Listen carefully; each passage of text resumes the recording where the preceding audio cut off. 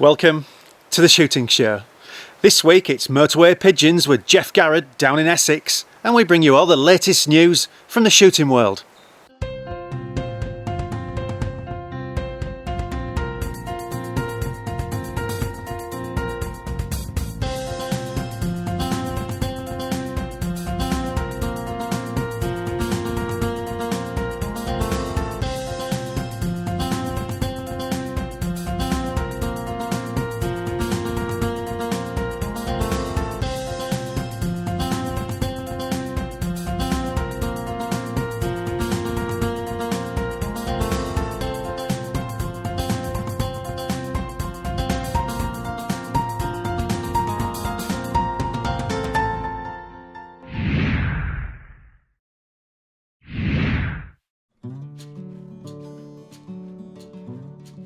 We're out on the pigeons again today, and I've been having a conversation with the farm manager.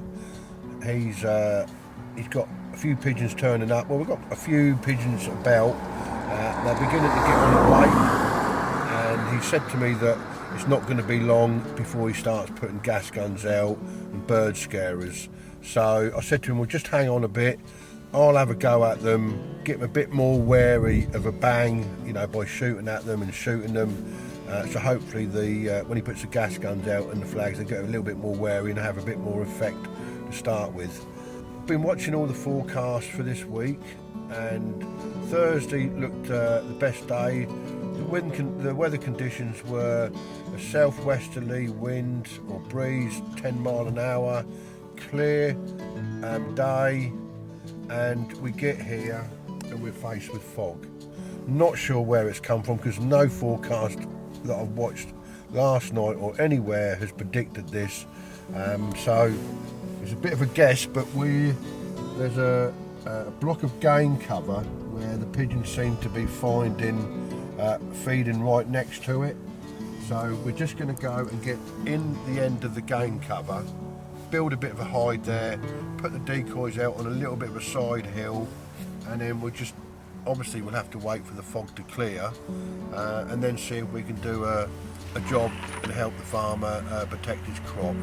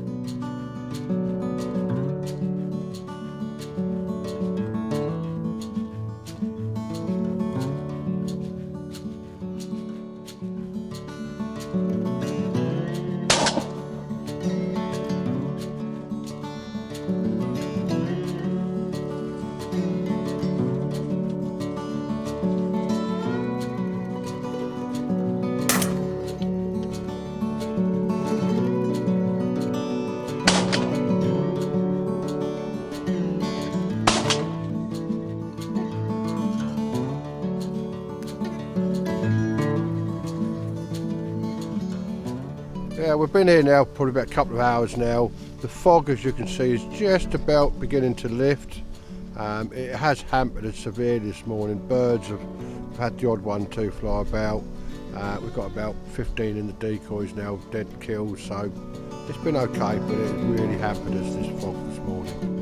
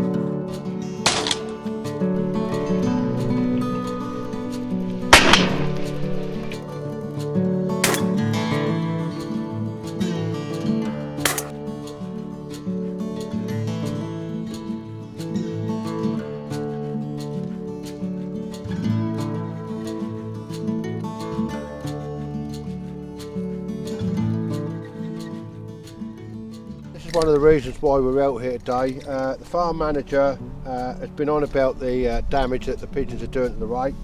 Here's a classic example, taking the stems off here. All this here, it's all been done by pigeons. As you can see here, most bits of rape, if not all of it, it's all had some damage.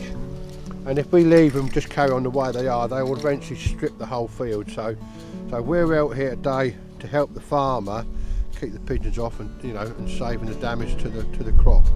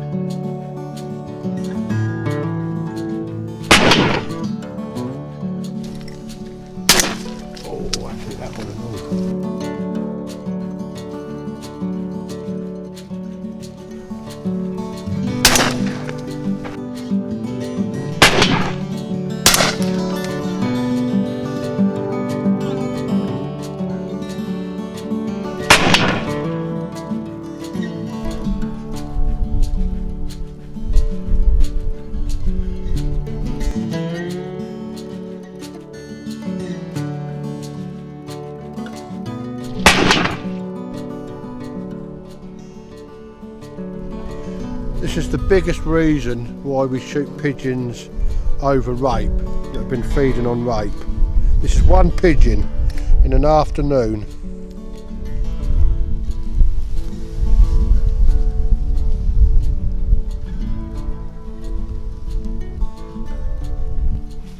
There's a good double handful of rape that one pigeon has consumed.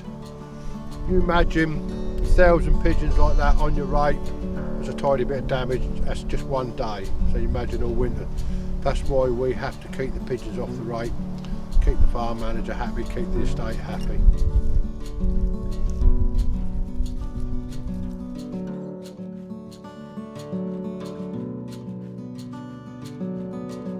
Well, that's another day gone. Just picked up, I've got 39 here. I've got a couple more that I've got to pick up on the way out, so it's a possible 40 plus. Been a very hard and frustrating day again. Turned up here this morning and thick fog, so I curtailed most of the plans until about 12 o'clock when it finally cleared. Then we found out that the pigeons had found another field, so we're going out there, and it was a hard job to decoy them. A lot of the pigeons I've shot in the flight lines they're coming over the hide. We did have a few decoy right at the end there, but the main job today was to keep the pigeons off the rape, hopefully expose them to what a shotgun is, so when the farm manager puts his gas guns in his bag and his bird scarers out tomorrow or the next day, that'll have a little bit more of an effect.